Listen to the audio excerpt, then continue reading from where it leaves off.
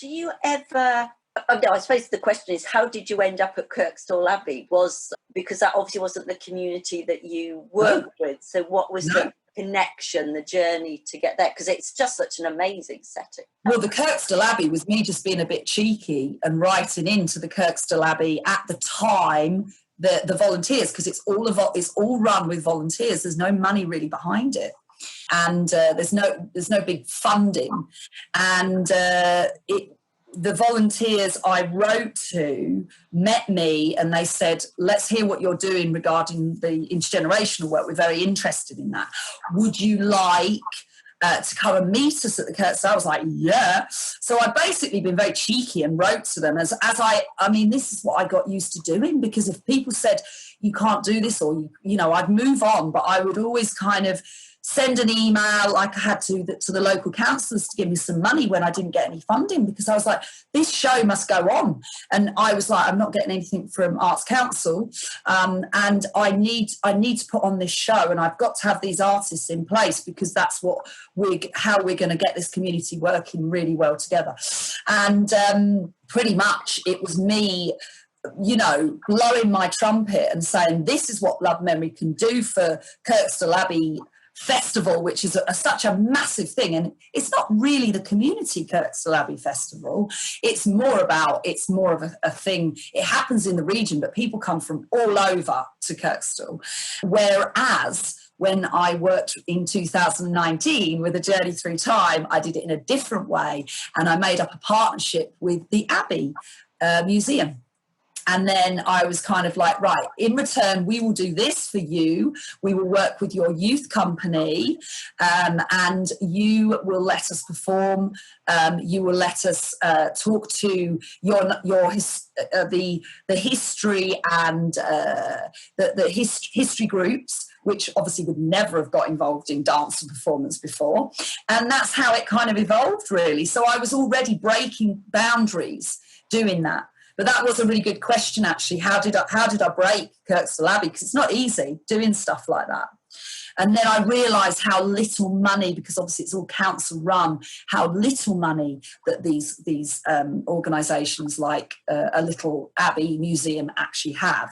And then they gave me a small amount of their funding. And then I put that together with what I got from the councillors, from Mice Money, which I don't know if you know what that is, but that was me kind of emailing again and begging for money. And sometimes it's awful, but you have to do it. You have to do it. And people are going to say no, or they might say, okay. So, there's been a lot of things along the way, which I've actually ended up going, I've put so much effort into that, and it's not gone anywhere. I was supposed to do a massive project with Temple Newson, where I was going to do something about the fact it was an old war hospital, and I was going to work with an older generation and bring children from the schools, but I worked on it for half a year and it just fell through, and it was like, wow. So that's all part of being an artist, really. You have to take it rough with smooth. Where do you get your energy from? Emma, you're incredible. You just having two children and all that excess energy. I know. Do you know what? I think someone once said to me, Emma, you're like a Duracell bunny. That's what you're like. And do you know what? I've actually got 2 Duracell bunnies now for children, so I know what they mean. But it's wonderful, absolutely wonderful. I guess you just have so much passion about something. Yeah. And I think this is the thing, that when I walked into Hawksworth Wood, they were like, who are you? Like, what are you? And then now it's all, it's you just kind of, you get the people on your side. And it's just it's an absolute pleasure to do some of these projects. It really is. I love Bilton Grange, and I really want to go back to Bilton Grange because I got that feeling from them.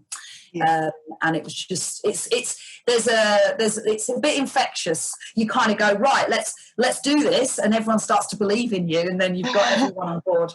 Yeah.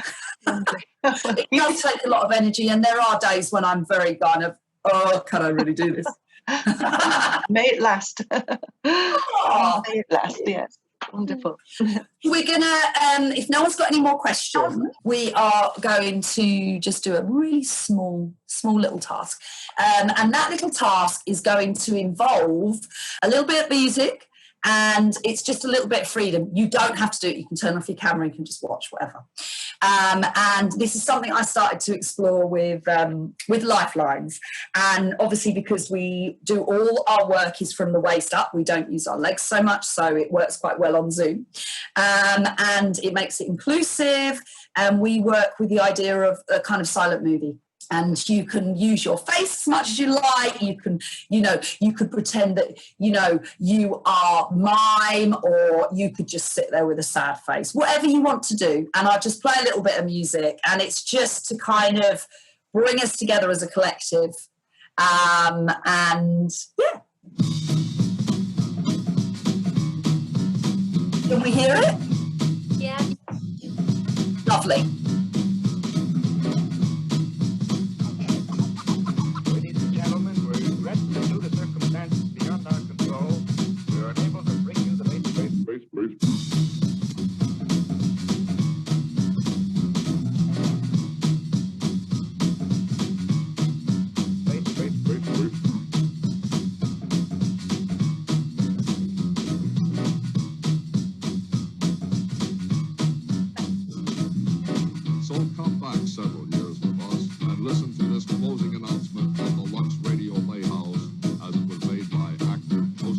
Let's pick up the energy.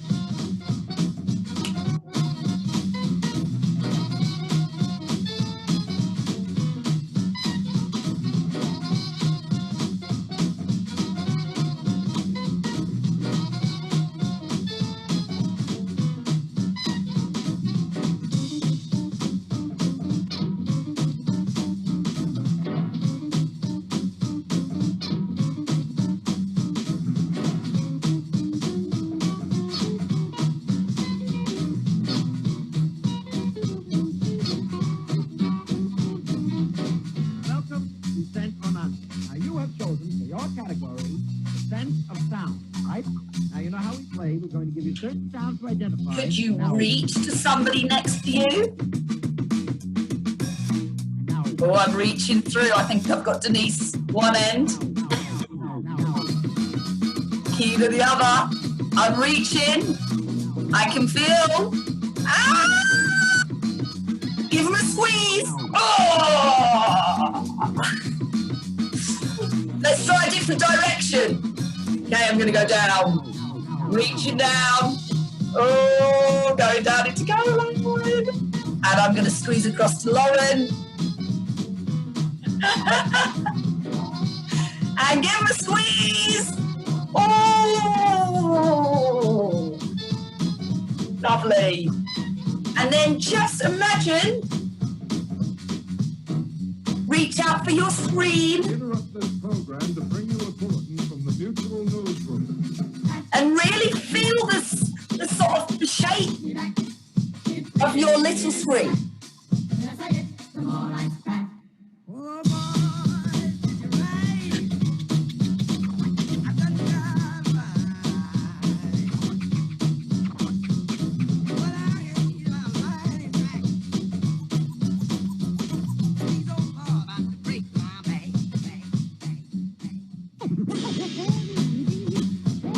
And then we're just going to finish with a big smile coming down into a sad face.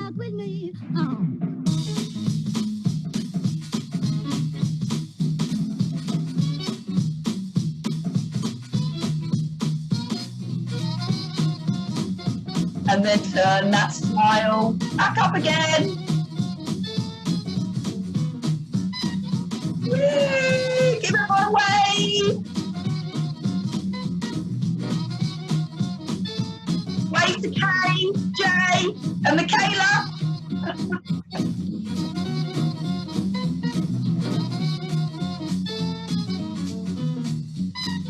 And then you can give me the best finishing pose on Zoom ever.